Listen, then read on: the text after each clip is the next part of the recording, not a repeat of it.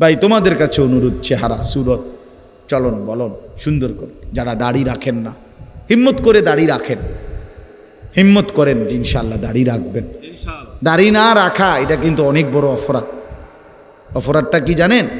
অপরাধটা হলো যে ব্যক্তি দাড়ি কাটে নিয়মিত, আমার কাছে মনে হয় সে আল্লাহর সাথে বিদ্রোহ করে এবং আল্লাহকে বলে ডাইরেক্ট যে হে খোদা আপনি দিবেন আমি কাটুন, আপনি দিবেন আমি কাটুন, আপনি দিবেন আমি কাটুন, আমি বেড়া হইলে আপনি খোদারে দেখায় দিব, আপনি দিতেন পারেন কতক্ষণ, আমি কাটতে পারি কতক্ষণ। তো আল্লাহও যেন বলে বান্দা কাটতে থাকো আসতে থাকো, কাটতে কাটতে একদিন তো আমার কবরে আইবা, তো তখন প্রথম রাতেই প্রথম ঘন্টায় টাঙ্গাইয়া যখন ফিটমু তখন বুঝবা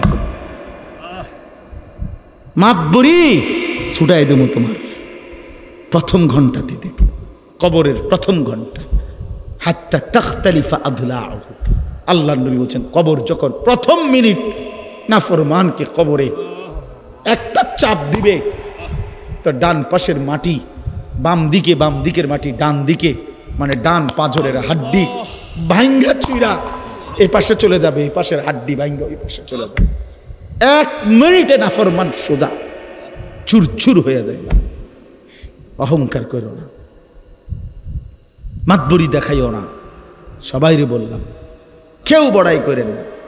যে নারী বেপর্দা তারে বইলেন তোমার এই রূপ যৌবন পোকা মাকড়ের ঘরে চলে যাবে কবরে। অসংখ্য সুন্দরী নারী এই পৃথিবীতে কবরের খোরাক, মাটির খোরাক হয়েছে।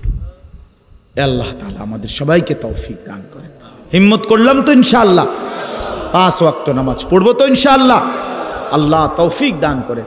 সকাল সন্ধ্যা কিছু কিছু জিকির করবেন, আল্লাহওয়ালাদের কাছে আসা যাওয়া করবেন এবং নিজের জীবন সুন্দর করার চেষ্টা করবেন, নবী সাল্লাল্লাহু আলাইহি সাল্লামের অনুসরণ করার ফিকির করবেন। আল্লাহ তাআলা আমাদের সবাইকে তৌফিক দেন, কবুল। আমি আপনাদের সামনে পবিত্র কোরআনুল কারীমের 5 নম্বর পারা 4 নম্বর সূরা, কোরআনুল কারীমের সূরায়ে নিসা সূরাটির নাম। এই সূরার 69 নম্বর আয়াত, এই একটি আয়াত তেলাওয়াত করেছি। ইনশাআল্লাহ এই আয়াতটিকেই সামনে রেখে সামান্য কিছু কথা আমরা আপনাদের সামনে আরজ করতে চাই। আল্লাহ তাআলা আমাদেরকে তৌফিক দান করে। এই আয়াতের একটা ছোট্ট প্রেক্ষাপট আছে, কেন নাজিল হলো আয়াতটা। কোরআন শরীফের বিভিন্ন আয়াত, বিভিন্ন সূরা রাসূলুল্লাহ সাল্লাল্লাহু আলাইহি ওয়াসাল্লামের জামানায় বিভিন্ন প্রশ্ন, বিভিন্ন অবস্থা, বিভিন্ন ঘটনা, বিভিন্ন বিষয়ের ক্ষেত্রে সামনে রেখে নাজিল হয়েছে। তো এগুলোকে শানে নুজুল বলে, মানে অবতীর্ণের কারণ। আয়াতটা কেন নাজিল হলো, সূরাটা কেন নাজিল হলো, এগুলারে শানে নুজুল বলে। তো এই আয়াতের একটা শানে নুজুল আছে, কেন নাজিল হলো। নবী সাল্লাল্লাহু আলাইহি ওয়াসাল্লাম তার হাতে যারা কালেমা পড়ে মুসলমান হইছেন, তাদের মধ্যে মক্কার আরবের মানুষও ছিল, আবার বিভিন্ন দূর দূরান্তের মানুষও ছিল। কেউ আরবের মুসলমান মক্কা মদিনার, কেউ অন্য অঞ্চলেরও ছিল। যেমন হজরত হুজাইফা রাদিয়াল্লাহু তাআলা আনহু ইয়ামান দেশের ছিল, হজরত সালমান রাদিয়াল্লাহু তাআলা আনহু পারস্য মানে ইরানের মানুষ ছিল, হজরত বেলাল রাদিয়াল্লাহু তাআলা আনহু তিনি হাবাসা আবিসিনিয়া মানে ইথিওপিয়া ওই দেশের মানুষ ছিল। এরকম অনেক সাহাবী, আবু যর রাদিয়াল্লাহু তাআলা আনহু গিফার গোত্রের মানুষ ছিল, হজরত আবু হুরায়রা রাদিয়াল্লাহু তাআলা আনহু মক্কা থেকে অনেক দূরে দাউস গোত্রের লোক ছিলেন। এরকম বিভিন্ন অঞ্চলের দূর দূরান্তেরও মুসলমান ছিল। রাসূলুল্লাহ সাল্লাল্লাহু আলাইহি ওয়াসাল্লামের সাহাবীদের সাথে নবী সাল্লাল্লাহু আলাইহি ওয়াসাল্লামের আন্তরিকতা খুব বেশি ছিল। যেই কোনো বিষয় অকপটে দিলে আসলে ওনারা আল্লাহর নবী সাল্লাল্লাহু আলাইহি সাল্লামের কাছে পেশ করতেন, বলতেন। আর রাসূলুল্লাহ সাল্লাল্লাহু আলাইহি সাল্লাম ওয়াহির মাধ্যমে আল্লাহ তাআলার পক্ষ থেকে সমাধান দিতেন। নারীরাও বলতো, পুরুষরাও বলতো, ছোটরাও বলতো, বড়রাও বলতো। সবাই নবীজি সাল্লাল্লাহু আলাইহি ওয়াসাল্লামের কাছে খোলা মনে কথা বলতেন এবং নবীজি শুনতেন। হাদিসের মধ্যে আছে আল্লাহ নবী সাল্লাল্লাহু আলাইহি ওয়াসাল্লাম তিনি কেউ কথা বলতে চাইলে পুরা চোখ দিয়ে তার দিকে তাকাইয়া পুরাটা শুনতেন, সে শেষ করা পর্যন্ত শুনতেন। নবীজি সাল্লাল্লাহু আলাইহি সাল্লাম কারোর সাথে মুসাফা করলে ওই লোক যতক্ষণ হাত না সরাইতো নবীজি নিজে হাত টেনে নিতেন না। নবী সাল্লাল্লাহু আলাইহি ওয়াসাল্লাম ডানে বামে কেউ ডাক দিলে তো পুরা চেহারা ঘুরাইয়া তার দিকে তাকাইতেন এবং শুনতেন তার কথা।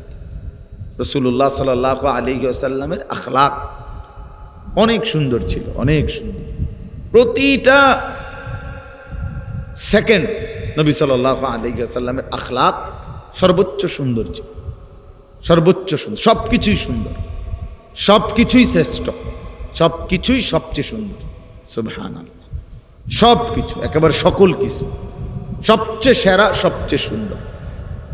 তো একদিন আল্লাহ নবী সাল্লাল্লাহু আলাইহি ওয়াসাল্লামের একজন সাহাবী, উনি ছিলেন হাবশি, এই কালো নিগ্রু মানুষ, আফ্রিকা, একদম কুচকুচে কালো নিগ্রু সাহাবী। আল্লাহ নবী সাল্লাল্লাহু আলাইহি ওয়াসাল্লামের কাছে আইসা উনি একটা কথা নবীজিকে বলছে, ইয়া রাসূলুল্লাহ, আমার একটা বিষয় জানার ছিল। আল্লাহ নবী সাল্লাল্লাহু আলাইহি ওয়াসাল্লাম বললেন, বলো। সাহাবী সিধা সাদা মানুষ, সহজ সরল কথা বলতে চাইছেন। মোমেনের সিফাত এটা, মোমেন আল মুমিনু গিররুন কারীম, মোমেন সাদা সিধে হয়, মোমেন ভদ্র হয়। আল্লাহ রাসূল সাল্লাল্লাহু আলাইহি সাল্লাম বলছেন, লা ইয়াখদাউ ওয়া লা ইউখদাউ, মোমেন কাউকে ধোকাও দেয় না। নবীজি বলছেন মোমেন ধোকাও খায় না। এত বেকুবও না যে তাকে কেউ ধোকা দিবে, আবার এত বাটফারও না যে সে অন্যকে ধোকা দিবে।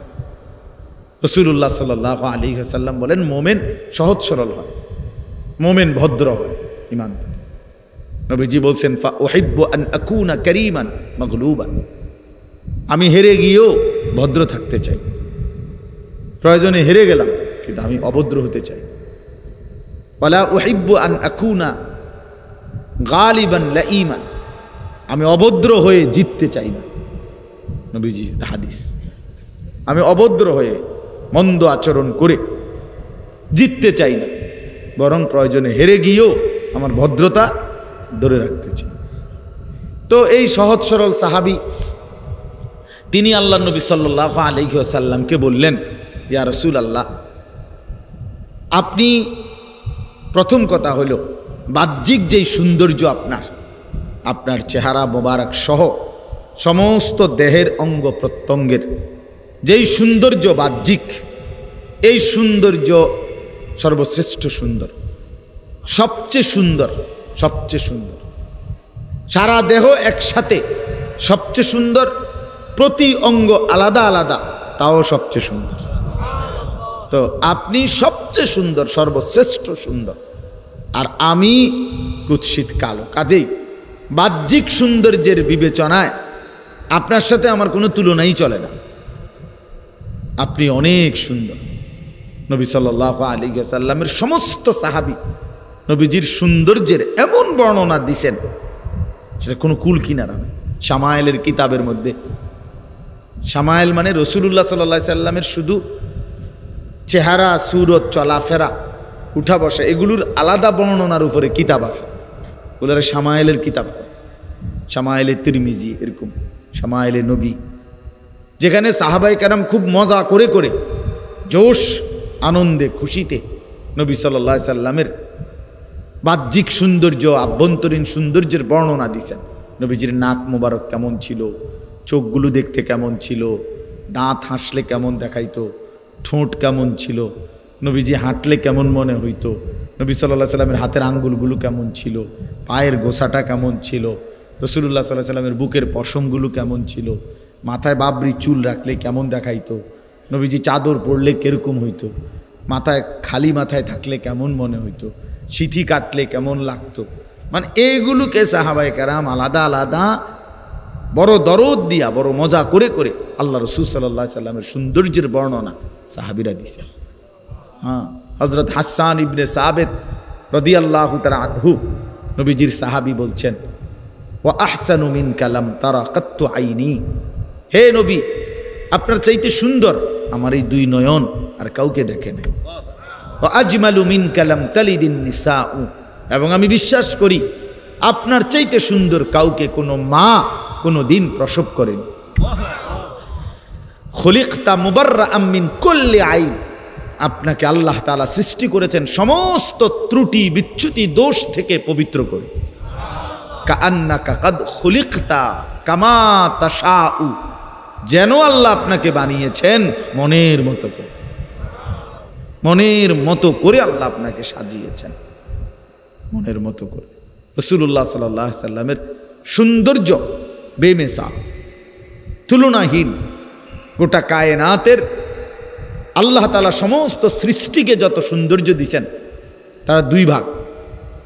এক ভাগ ইউসুফ আলাইহিস সালামকে দিয়েছেন অর্ধেক, আর অর্ধেক বাকি সমস্ত সৃষ্টিকে দিয়েছেন। ইউসুফ আলাইহিস সালাম একাই অর্ধেক সৌন্দর্যের অধিকারী, আর বাকি সমস্ত সৃষ্টি অর্ধেক। ওই বাকি অর্ধেক দিয়ে এই ফুল এত সুন্দর, ফল এত সুন্দর, পাখি এত সুন্দর, মাছ এত সুন্দর, মানুষ এত সুন্দর, পুরুষ এত সুন্দর, নারী এত সুন্দর, আসমান এত সুন্দর, এই সব কিছু বাকি অর্ধেক।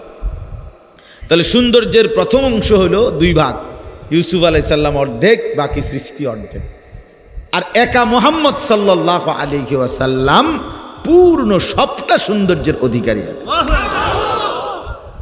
वो खालिकियत में बेमिसाल, ये हुस्न सूरत में बेमिसाल। তিনি আল্লাহ যেমন সৃষ্টিকর্তা হিসাবে তুলনাহীন, ইনি মুহাম্মদ সৌন্দর্য আর রূপে গুণে তুলনাহীন, তুলনাহীন।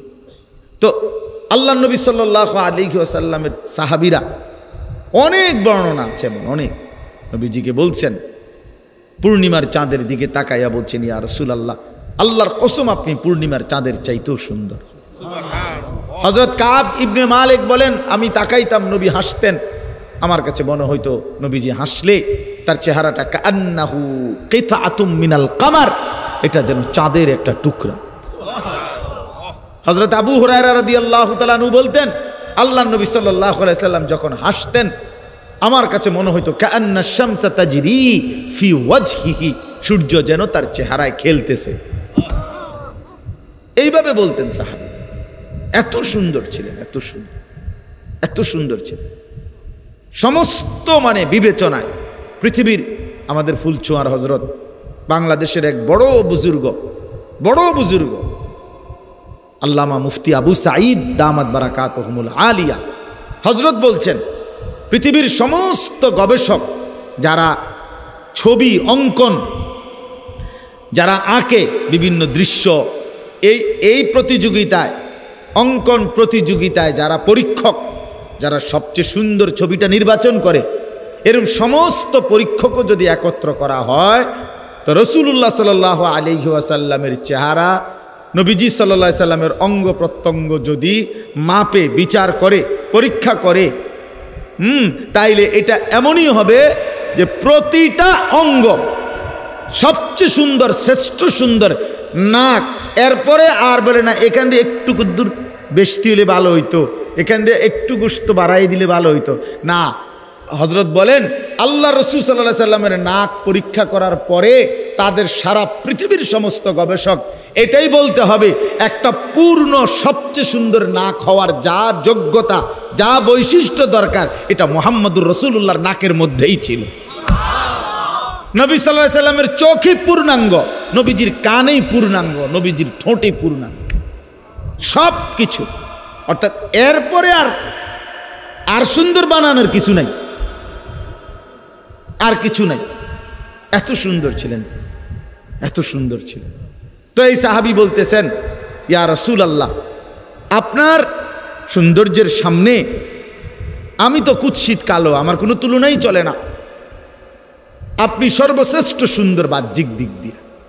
এবার আসেন, উনি দ্বিতীয় কথা বললেন, ওই হাবশি সাহাবী বলতেছেন, কালো সাহাবী, ইয়া রাসূলুল্লাহ, যেরকমভাবে বাহ্যিক দিক দিয়ে, বাহ্যিক সৌন্দর্যের বিবেচনায় আপনার সাথে আমার কোনো তুলনা নাই, ঠিক তেমনিভাবে আভ্যন্তরীণ সৌন্দর্য, একটা তো হলো বাহ্যিক সৌন্দর্য, আর একটা হলো অন্তরের সৌন্দর্য, মানে আর্থিকভাবে, আভ্যন্তরীণভাবে যত গুণ, ঈমান, ইলম, হিকমত, তাকওয়া, জুহুদ, দুনিয়া বিমুখতা, সবর, হ্যাঁ, তাওয়াক্কুল, যত উত্তম গুণাবলী আছে মানবীয় ভিতরে, একজন সর্বশ্রেষ্ঠ উত্তম যত আখলাক, চরিত্র, গুণাবলী, বৈশিষ্ট্য, এগুলোর দিক থেকেও আপনি সর্বশ্রেষ্ঠ।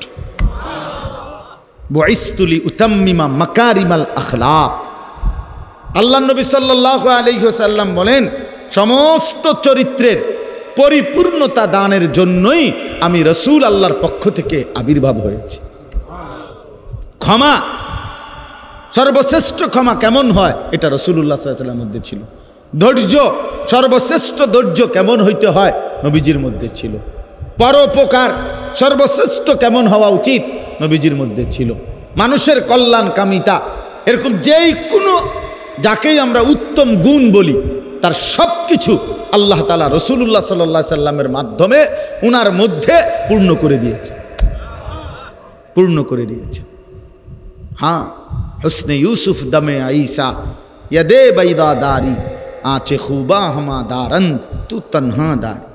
আল্লামা ইকবাল বলছেন, হে নবী, ইউসুফের সৌন্দর্য, মুসার মোজেজা, ঈসার মোজেজা, এভাবে ১৬ লক্ষ নবী রসুলের সমস্ত গুণ বৈশিষ্ট্য যদি আপনি একা আপনার মাঝে খুঁজি, তু তনহা দারি, আপনি একাই সব নিয়ে আছেন,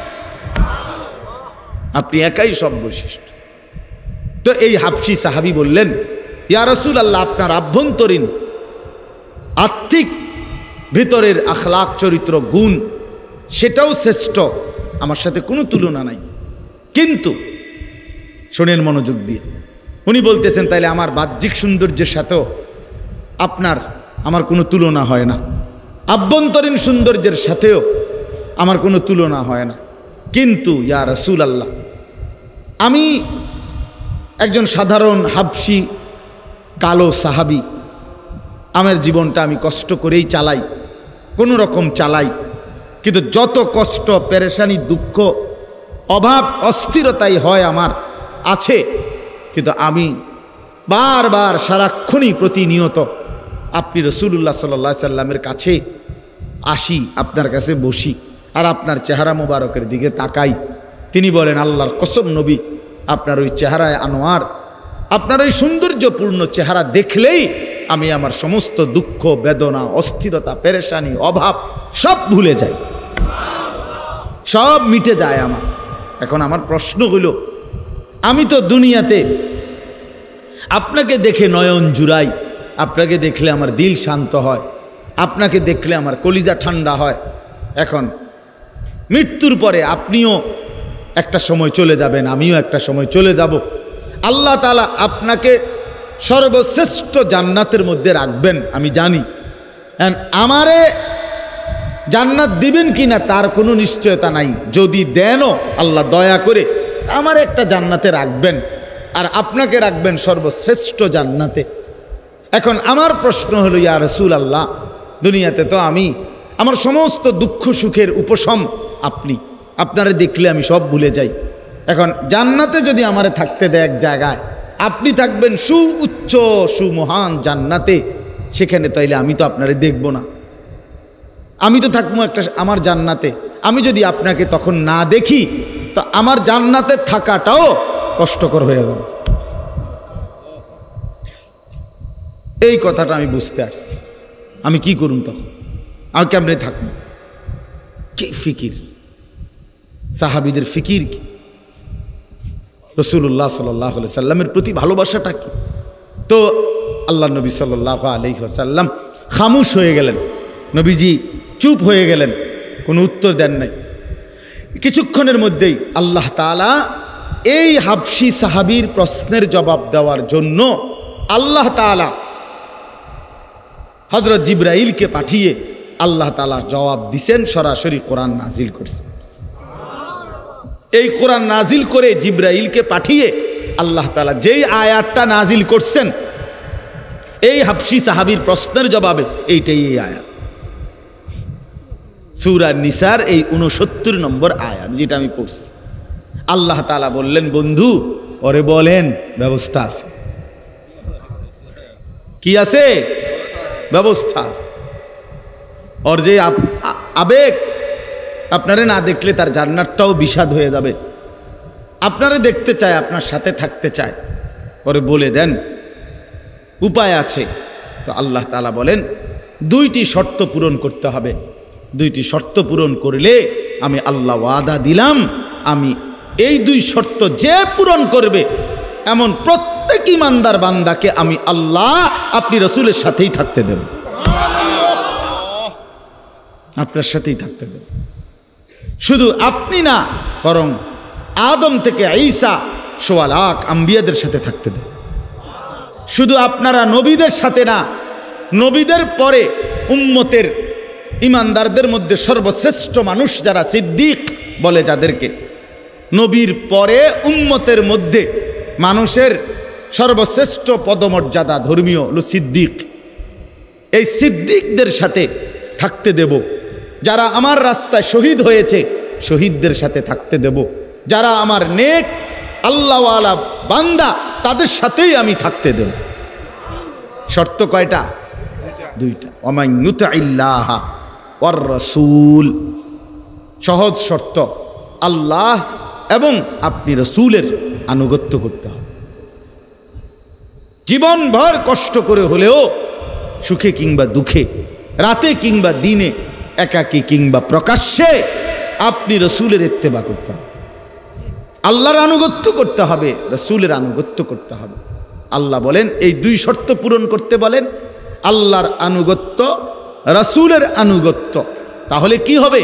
ফাউলাইকা মাআল্লাযীনা আনআমাল্লাহু আলাইহিম, তখন ওই মানুষগুলো থাকবে আমি আল্লাহ আমার যেই স্পেশাল নিয়ামত প্রাপ্ত বান্দা যারা, তাদের সাথে।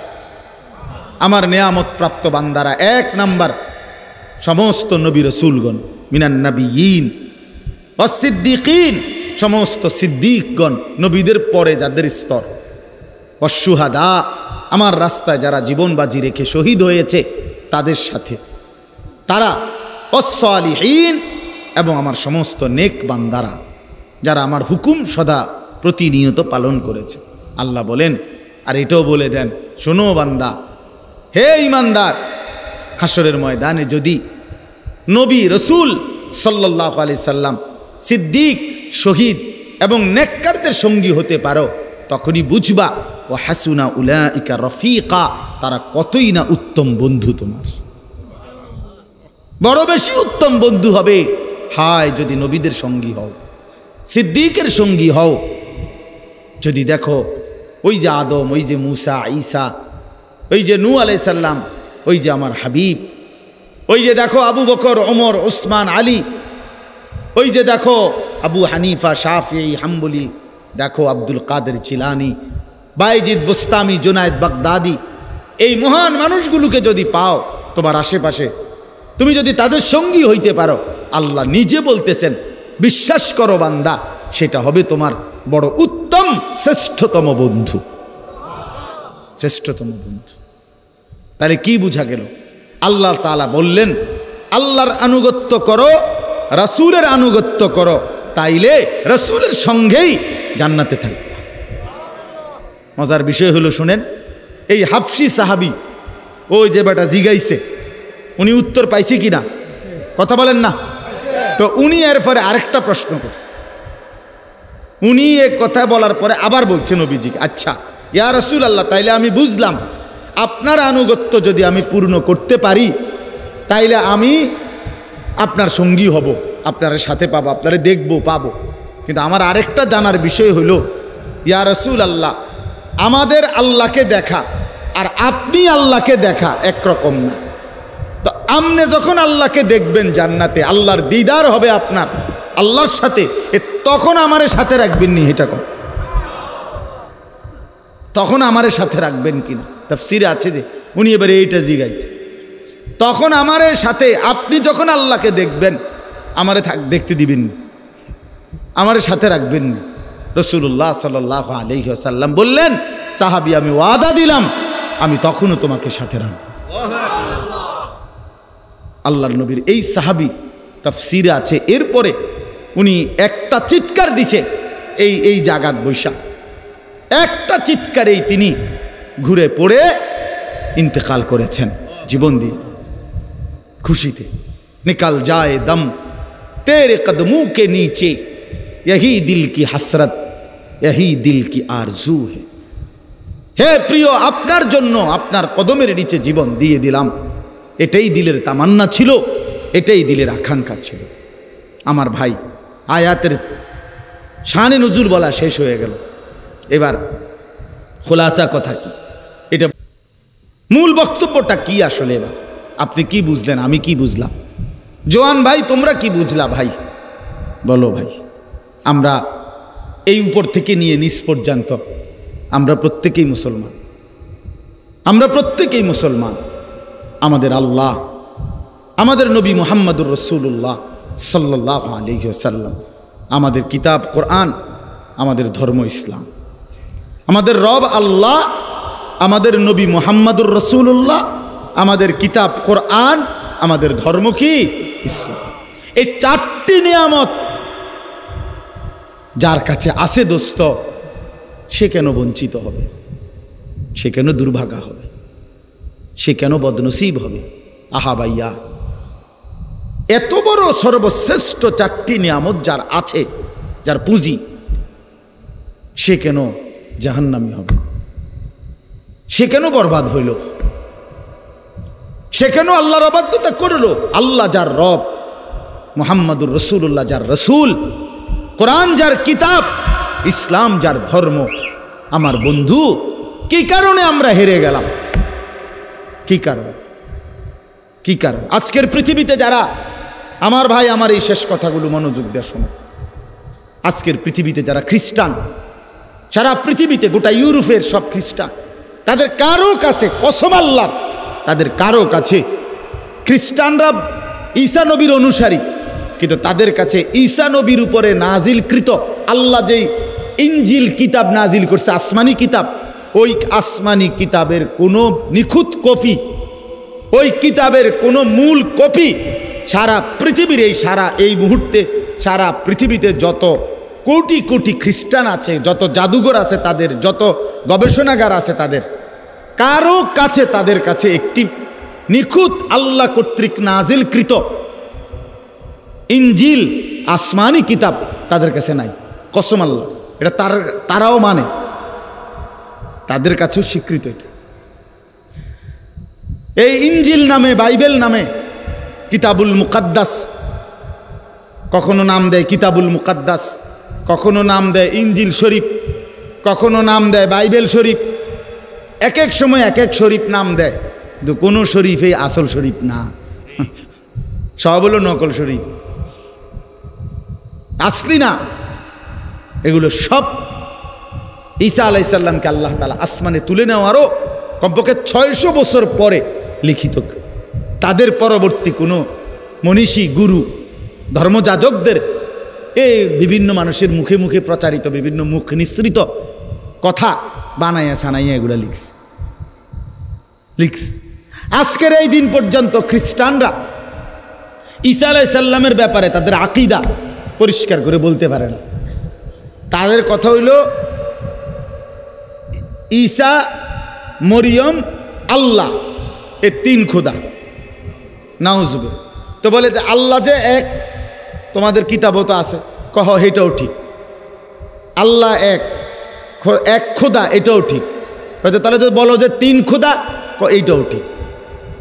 তো এক খোদা, তিন খোদা, তিন খোদাই এক খোদা, তো এটা কেমনে ঠিক? কয় এমনি ঠিক, যেমনি কই এমনি ঠিক আর কি, যেমনি কয় এমনি।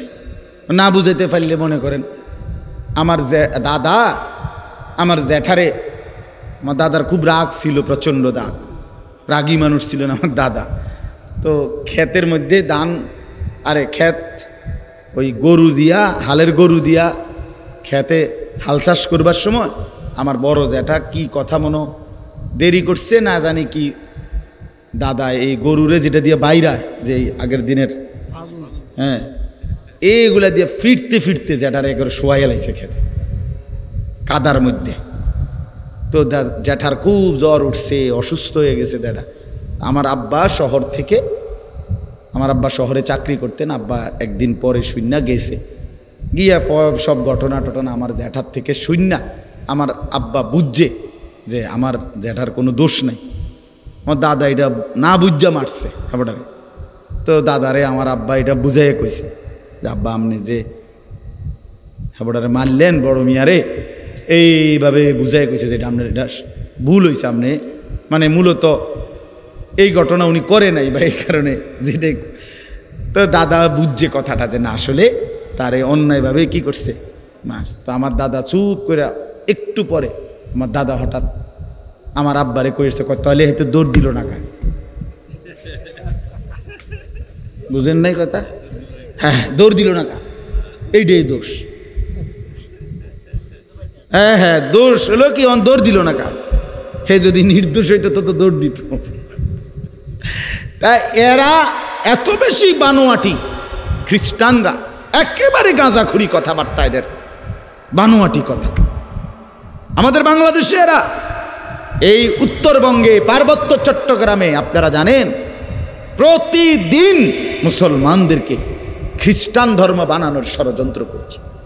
ষড়যন্ত্র না, বানাচ্ছে বানাচ্ছে বানাচ্ছে প্রতিদিন। আমাদের এই ছোট্ট বাংলাদেশে, ছোট্ট এই বাংলাদেশ, আমরা দিনাজপুর ছিলাম দাওয়াত ও তাবলীগের সফরে, 40 দিনে দেখছি একটি জেলার মধ্যে না হয়তো 50টা।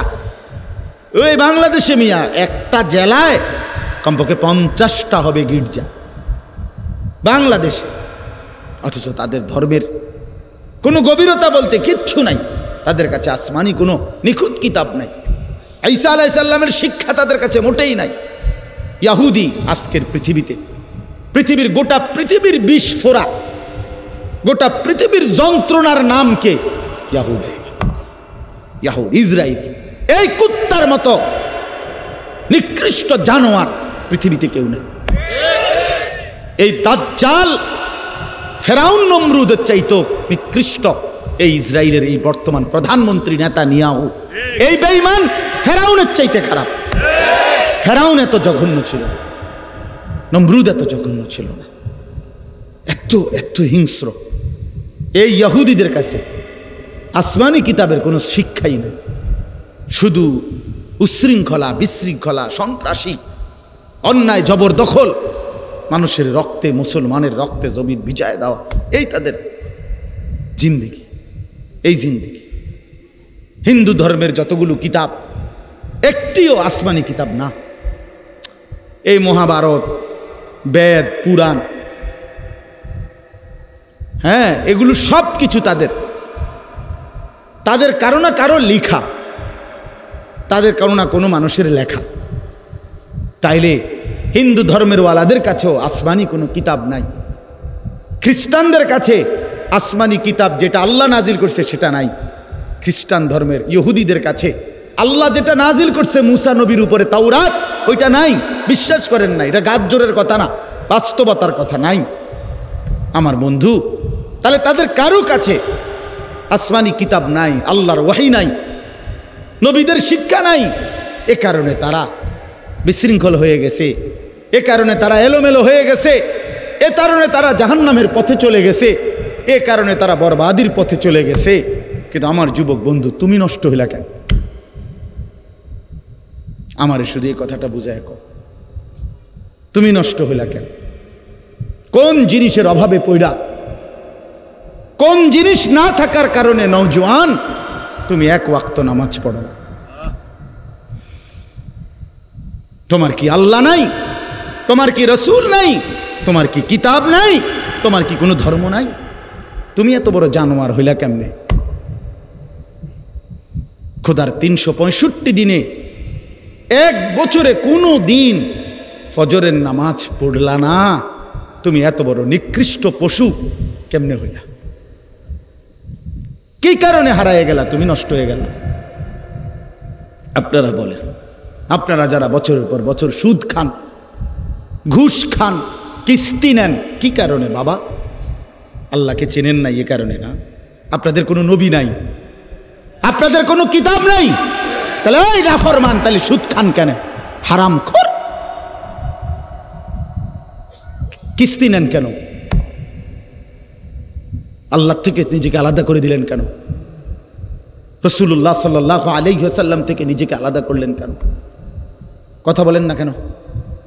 যাদের স্ত্রী বেপর্দা, যাদের মেয়ে বেপর্দা, যাদের নিজের জীবনে নবীজির একটা সুন্নতের অনুসরণ নাই, কোথায় দাড়ি, কোথায় মিসওয়াক, কোথায় দস্তরখান, কোথায় মাথায় টুপি, কোথায় রাসূলুল্লাহ সাল্লাল্লাহু আলাইহি সাল্লামের চুল মুবারক, কোথায় নবী সাল্লাল্লাহু আলাইহি ওয়াসাল্লামের মতো হাঁটা চলার অনুসরণ কোথায়? বাফ টয়লেট বাথরুমের মধ্যে টয়লেট পেপার ব্যবহার করার প্রবণতা কোথায়? বাম পাও দিয়ে টয়লেটে ঢুকা, ডান পাও দিয়ে টয়লেট থেকে বের হওয়ার এ কথা মনে পড়ে কতবার? খাবার শুরুতে খাবার শেষে নবীজির সুন্নাত কি, এটা কেন মনে পড়ে না?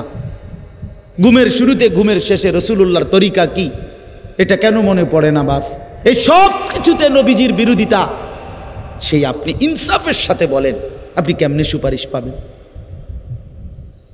আমার ভাই রাগ হইয়েন না, ওই সুন্নি ওয়াহাবি লইয়া ঠেলাঠেলি আপনি রাখেন না, আপনি এমনি আগে বুঝ করেন না।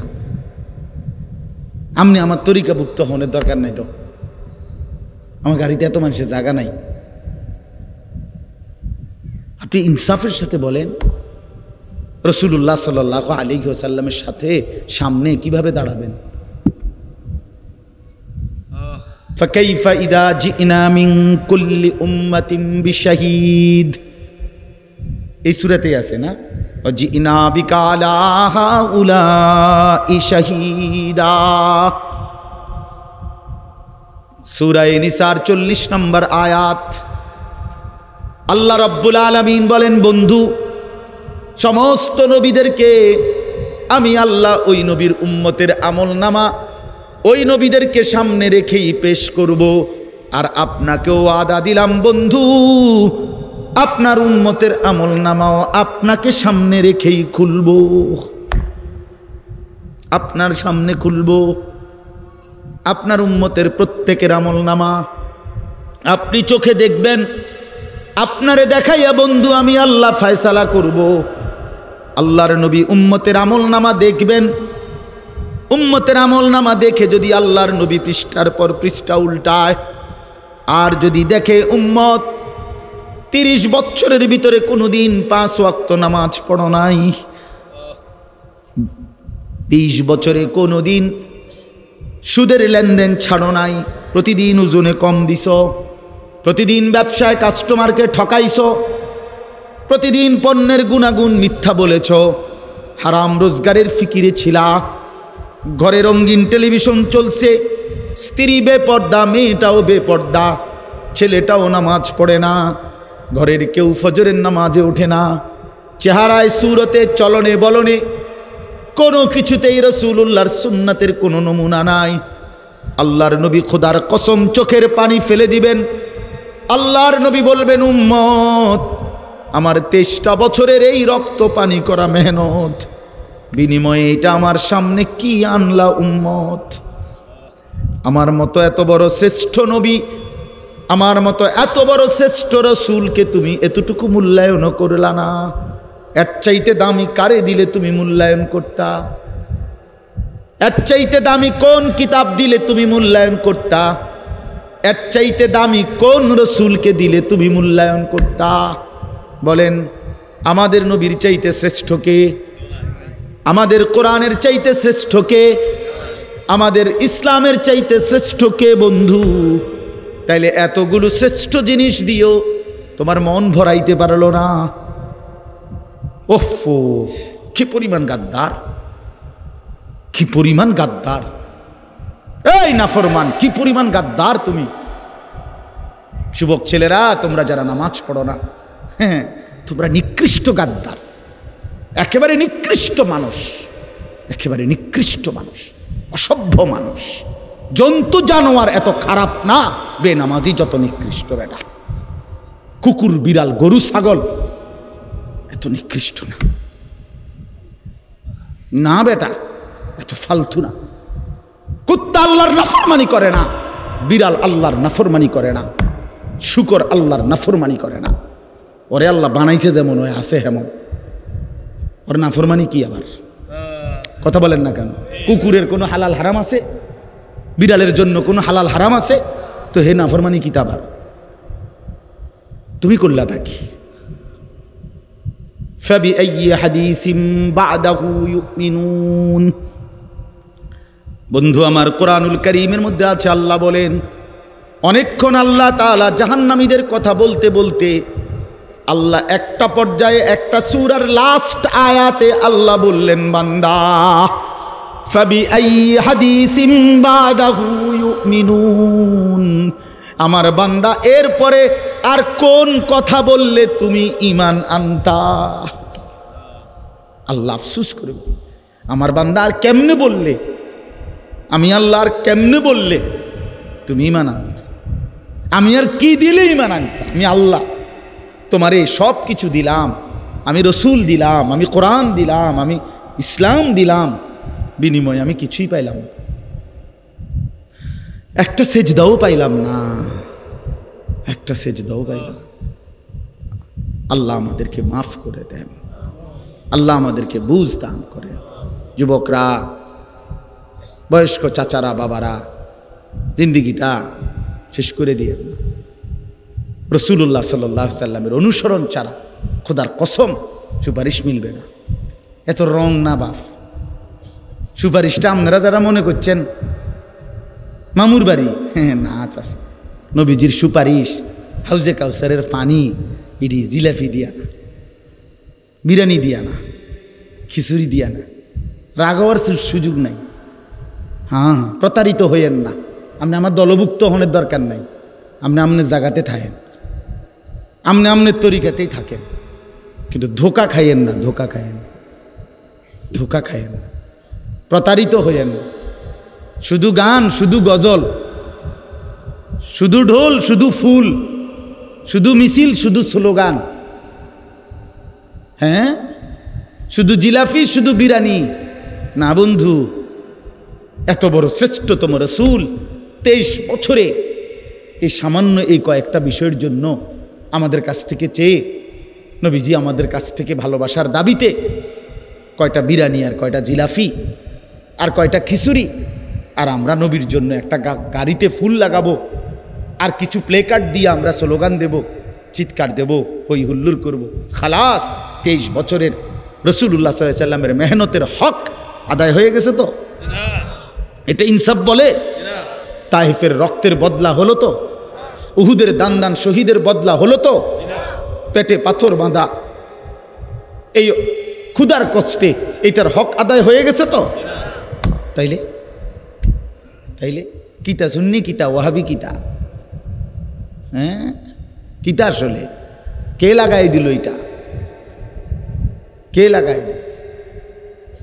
কি লাগাই দিল? যদি সুন্নি মানে হয় রাসূলুল্লাহ সাল্লাল্লাহু আলাইহি সাল্লামের সুন্নাতওয়ালা, তো এটাও তো মুমিনের হওয়া দরকার।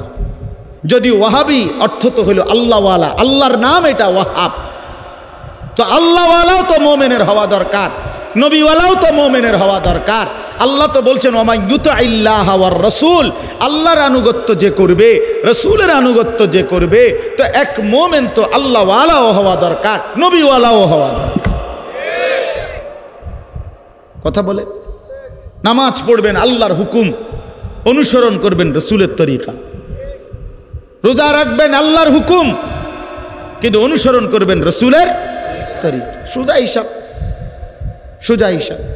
এই জন্য আপনাদের কাছে আমার অনুরোধ, মেহেরবানি করে ছেলেরা, বাবারা, পর্দার আড়ালের মা বোনরা, সবাই মিলে সিদ্ধান্ত, এত বোকা হইয়েন না, এত বোকা হইয়েন, এত বোকা হইয়েন। অনেক ছেলে দেখেন তাকাইয়া, মাশাআল্লাহ অনেক ছেলে বসছে, কিন্তু বন্ধু চেহারা দেখলেই বোঝা যায় নামাজ পড়ো না, চেহারায় দয়া মায়া নাই, চেহারায় দয়া মায়া নাই, চুলের কোনো সাইজ নাই, চেহারার কোনো সুরত নাই, জামা কাপড় পোশাকের কোনো তাল নাই, কি করো, কি খাও, কোথায় রাত কাটাও, সারা রাত এই এক মোবাইল দিয়া জিন্দিগি পার করতেছ, এটা সুস্থ স্বাভাবিক মানুষ হইতে পারে না। এত ছবি, এত নারী, এত উলঙ্গ দৃশ্য কোনো স্বাভাবিক মানুষ দেখে না। এ তো পাগল ছাড়া, মাতাল ছাড়া আর কেউ না, আর কেউ এক ওয়াক্ত নামাজ পড়তে পারে না, মন চায় না, আমি সেদিন বললাম যে আপন মা জীবিত, আমার এই কথাটা শেষ খেয়াল করে, আপন মা বাবা জীবিত, ঘরে ছেলেটা ঘরে ঘুমায়, বাপ মাও আছে, কিন্তু বছরের পর বছর কোনোদিন নামাজ পড়ে না, বাপ মাও কিছু বলে না। আরে বাবা, বিশ্বাস করেন, আমার কাছে মনে হয় জানেন যে এই সন্তানের উপরে আল্লাহর এত বড় লানত পড়ছে, খোদার গজব পড়ছে তার উপরে, যে আল্লাহ তাআলা তার মা বাবার কলজাত থেকেও এই সন্তানের আখেরাতের ফিকির সরায় দিছে। আপন মা বাবা আর আপন সন্তানের ফিকির করে, যা তুই বাদ, তুই নষ্ট হয়ে যা, রাত নষ্ট হয়ে যা। এই জন্য আমি অনুরোধ করছি, একটা ছেলেও যদি শুনে থাকেন, একটা বাবাও শুনে থাকেন, পুরা কোরআনুল কারীমের মধ্যে আল্লাহ তাআলা বিশ্বাস করেন। আবারও বলছি, নবীজির কথা বারবার আল্লাহ বলছে, ফাত্তাবিউনি, আমার নবীকে অনুসরণ করো, ইউহিব্বুকুমুল্লাহ, আমি ভালোবাসবো, ওয়াত্তাবিউহু লাআল্লাকুম তাহতাদুন, আল্লাহ বলেন আমার রাসূলের অনুসরণ করো, নিশ্চিত হেদায়েত পেয়ে যাও। আল্লাহ বলেন, ফাল্লাযীনা আমানু বিহি ওয়া আযযারুহু ওয়া নাসারুহু ওয়াত্তাবাউন নূরাল্লাযী উনজিলা মাআহু, যারা আমার রসুলের প্রতি ঈমান আনবে, আমার রসুলকে সম্মান করবে, আমার রসুলের দ্বীনের কাজে সাহায্য করবে, আমার রসুলের উপরে নাজিলকৃত কোরআনকে যারা অনুসরণ করবে, খোদার কসম আল্লাহ বলছে, উলাইকা হুমুল মুফলিহুন, তারা নিশ্চিত সফল কৃতকার্য জান্নাতি। পুরা কোরআনে আল্লাহ বলছেন এটা। রাসূলুল্লাহ সাল্লাল্লাহু আলাইহি সাল্লামের ভালোবাসা আল্লাহ তাআলা অনুসরণের মাধ্যমে বুঝাইছেন। অনুসরণ সুন্নাত মোতাবেক, পেশাব, পায়খানা, ওযু, গোসল, হাঁটা চলা, উঠা বসা, খানা খাদ্য, ঘর পরিবার, স্ত্রী সংসার, বাজার ব্যবসা, আয় রোজগার, লেনদেন, দেশ জাতি রাষ্ট্র পরিচালনা, সকল বিষয়ে আল্লাহ নবী সাল্লাল্লাহু আলাইহি ওয়াসাল্লামের তরিকা অনুসরণ করা। বলে আমি এক লগে হুজুর সবডি কুলামু পারমুনি, আমনে সবডি পারতেন না বললা শুরুই করতেন না, এটা কোন কথা? কথা বুঝেন নাই আপনি? আমাদের আরবিতে একটা প্রবাদ আছে, মা লা ইউদরিকু কুল্লু লা ইয়াতরুকু কুল্লু, যেটা তুমি ফুরাটা ফাটতা না, এই কারণে ফুরাটা ছাইরো না। বুঝেন নাই কথাটা? হ্যাঁ, এই জন্য আজকে ইনশাআল্লাহ আমরা এই সিদ্ধান্ত নেই প্রত্যেকেই যে আমরা প্রিয় নবী সাল্লাল্লাহু আলাইহি ওয়াসাল্লামকে অনুসরণের মাধ্যমে ভালোবাসব। কিসের মাধ্যমে কোন? আবার বলেন ভাই, কিসের মাধ্যমে? হ্যাঁ, ঝগড়াঝাটির কোনো দরকার নেই, জান্নাতে যাওয়া দরকার। সবাই নিয়ত করেন ইনশাআল্লাহ যে সবাই জান্নাতি হব, জান্নাতি হওয়া দরকার। জাহান্নাম টিকবেন না, কবরের আযাবে টিকবেন না, টিকবেন না, কবরের আযাবে টিকবেন না। হ্যাঁ, আমরা কিতাবে পড়ছি ঈসা আলাইহিস সালাম, নূহ আলাইহিস সালামের জামানার ওনার একজন সন্তানকে কবর থেকে উঠাইছেন আল্লাহর কুদরতে। দেখছেন ওনার চুল দাড়ি সাদা হয়ে গেছে। তো নূহ আলাইহিস সালামের জামানার মানুষের চুল দাড়ি সাদা হতো না, কিতাবে আছে, যত বৃদ্ধই হইতো। ঈসা আলাইহিস সালাম জিজ্ঞেস করছে, আপনার চুল দাড়ি সাদা হলো কেন? কোচে বলে, শুনেন, 450 বছর দুনিয়ার হায়াত পাইছি আমি, আমার কোনো দিন চুল দাড়ি সাদা ছিল না, হয় নাই, কিন্তু শুধুমাত্র মালাকুল মউত আজরাইল যখন আমার জান কবজ করে, তিনি বলেন, ওই নূহ আলাইহিস সালামের বংশধর বলে, আল্লাহর কসম, এই জান কবজের সময় সাকরাতুল মউত, মৃত্যুর যেই যন্ত্রণাটা লাগছে, ওই এইটুকু যন্ত্রণায় আমার চুল দাড়ি সাদা হয়ে গেছে। এরপরে তো রইছে বাপ, এরপরে তো রইছে সামনে, এরপরে তো সামনে রয়েছে হযরত, আমার কাছে কিতাব, আমার গাড়িতে কিতাবটা আছে। হযরত ইব্রাহিম আলাইহিস সালাম একদিন আজরাইলকে বলছে, আজরাইল, কোনো নাফরমান পাপীর রুহু যে কবজ করো তুমি, তখন তোমার চেহারাটা কিরকম হয়, আকৃতিটা আমার এটা একটু দেখাও। হযরত ইব্রাহিম আলাইহিস সালামকে আজরাইল বলছে, আল্লাহর কসম, হে নবী, আপনি সহ্য করতে পারতেন না, আপনি এটা দেখতে চাইেন না। ইব্রাহিম আলাইহিস সালাম বললেন, না, আমার একটু হলেও দেখাও। তো আজরাইল এই বিভৎস আকৃতি, মানে নাফরমানের জান কবজ করার সময় ওনার যে চেহারার আকৃতি হয়, এই চেহারাটা ধরে ইব্রাহিম আলাইহিস সালামকে দেখাইলেন। বিশ্বাস করেন, এই কিতাবে আছে, ইমাম কুরতুবীর কিতাব। ইব্রাহিম আলাইহিস সালাম একটা চিৎকার মাইরা বেহুশ হয়ে গেছে। হুঁশ আসার পরে ইব্রাহিম আলাইহিস সালাম বললেন, আল্লাহর কসম, আয় আল্লাহ, মালিক আপনার কসম, কবরের আযাব, জাহান্নামের আযাব কোনো নাফরমানের জন্য কিছুই লাগবে না, শুধু আজরাইলের এই ভয়ানক দৃশ্য জান কবজের সময় একবার দেখলেই তার সারা জিন্দেগীর নাফরমানির শাস্তির জন্য এটাই যথেষ্ট। বন্ধু আমার, কষ্ট হবে, ছেলেরা নষ্ট হইয়া শেষ পর্যন্ত কিন্তু খুব বেশি আগাইতে পারত না। এই জন্য আজকে যারা বসছে সবার কাছে অনুরোধ করি, আমরা আল্লাহ এবং রসুলের আনুগত্য, ইসলামের দিকে ফিরে আসা, এইটা আমাদের মধ্যে নিরাপত্তা, এটার মধ্যেই আমাদের মুক্তি, দুনিয়ার শান্তি, আখিরাতের শান্তি। আল্লাহ তাআলা আমাদেরকে তৌফিক দান করেন। আজকের এই মাহফিলটা আল্লাহ তাআলা কবুল করে নেন। যুবকদের এই যে মুহইয়ুস সুন্নাহ শব্দের অর্থ কিন্তু সুন্নাতের জীবন দানকারী, অর্থাৎ সুন্নাতের অনুসরণকারী, সুন্নাতকে জীবন দানকারী, সুন্নাতকে বাস্তবায়নকারী। এজন্য এই নাম, এটার কিন্তু অর্থ হলো এই যারা সুন্নাতকে অনুসরণ করে। এজন্য শুধু নাম সর্বস্ব যেন না হয়। যেই যুবকরা আয়োজন করেছে, ভাই তোমাদের কাছে অনুরোধ, চেহারা, সুরত, চলন বলন সুন্দর করে, যারা দাড়ি রাখেন না হিম্মত করে দাড়ি রাখেন, হিম্মত করেন যে ইনশাআল্লাহ দাড়ি রাখবেন। দাড়ি না রাখা এটা কিন্তু অনেক বড় অপরাধ। অপরাধটা কি জানেন?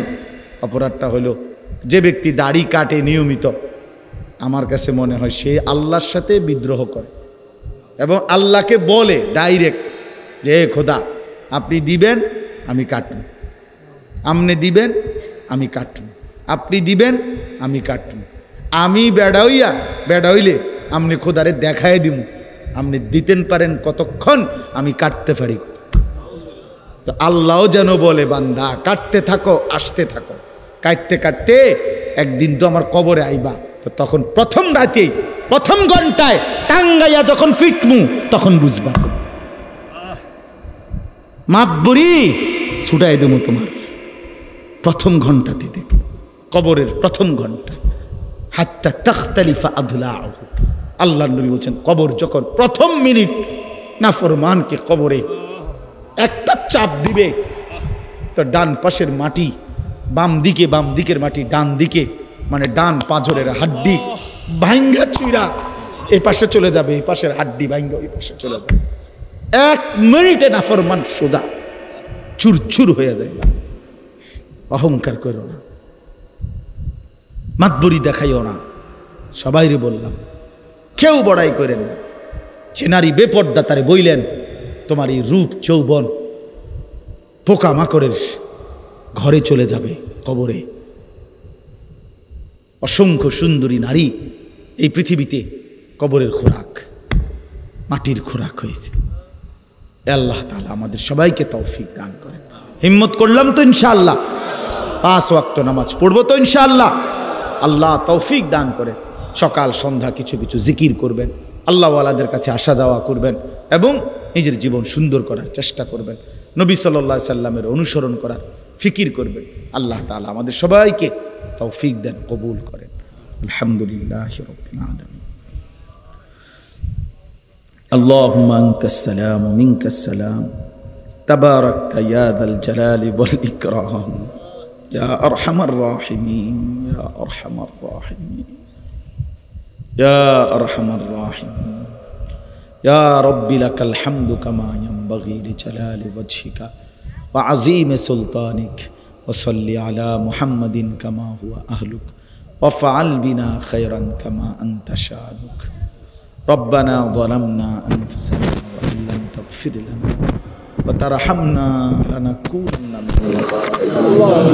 রব্বি ইরহামহুমা কামা রাব্বায়ানি সগীরা। ربنا هب لنا من ازواجنا وذرياتنا قرة اعين واجعلنا للمتقين اماما. ربنا آتنا في الدنيا حسنة وفي الآخرة حسنة وقنا عذاب النار. مولاي كريم মাফ করে দেন, রব্বে করিম আপনি মাফ করে দেন, মেহেরবান মাওলা আপনি মাফ করে দেন।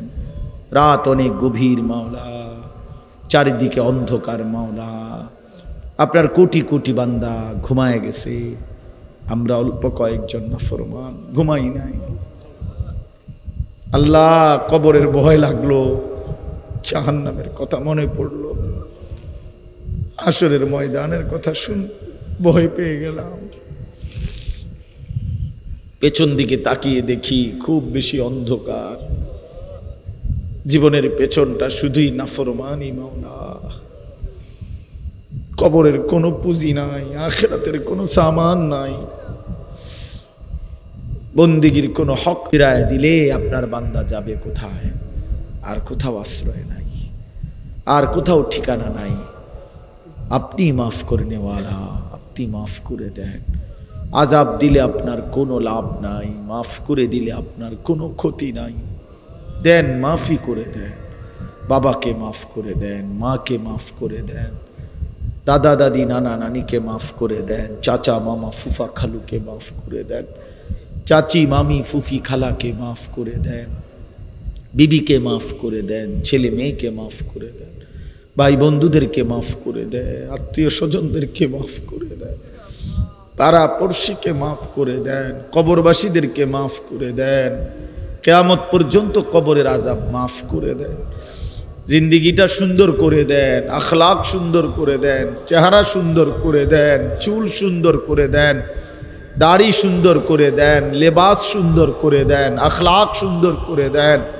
কদম কদম বন্ধুকে অনুসরণ করবার তৌফিক দান করেন আল্লাহ। সুন্নাতের মোহব্বত দান করেন, সুন্নাতের হক আদায়ের তৌফিক দান করেন, আপনার বন্ধুর ইত্তেবা অনুসরণ করবার তৌফিক দান করেন আল্লাহ। ঝগড়া নয়, বিবাদ নয়, ভালোবাসে অনুসরণ করে একসাথে জান্নাতি হতে চাই মাওলা। সবাই মিলেই জান্নাতে যেতে চায়, আপনাকেই পেতে চাই, রাসূল সাল্লাল্লাহু আলাইহি সাল্লামকেই পেতে চাই আল্লাহ। আপনি মাহরুম করবেন না, বঞ্চিত করবেন না। প্রতিটা যুবককে নামাজি বানিয়ে দেন, সেজদাওয়ালা বানিয়ে দেন, কাঁদনেওয়ালা বানিয়ে দেন। বয়স্ক বাবা চাচাদেরকে আল্লাহ চায়ের আড্ডা, দোকানের আড্ডা থেকে হেফাজত করেন, বিড়ি সিগারেটের আড্ডা থেকে হেফাজত করেন, আরও বেশি নেক আমলের তৌফিক দেন। মা বোনদেরকে পর্দা পুশিদা দান করেন, প্রতিটা মুসলমানকে কবুল করে নেন। এই মহিউস সুন্নাহ যুব সংগঠন আপনি কবুল করে নেন আল্লাহ। বারবার প্রতি বছর এই সম্মেলন আরও সুন্দর, আরও বড় ইন্তজামের সাথে করবার তৌফিক দান করেন আল্লাহ। আজকের আয়োজনে বরকত দেন, যে যেভাবে সহযোগিতা করেছে কবুল করে নেন।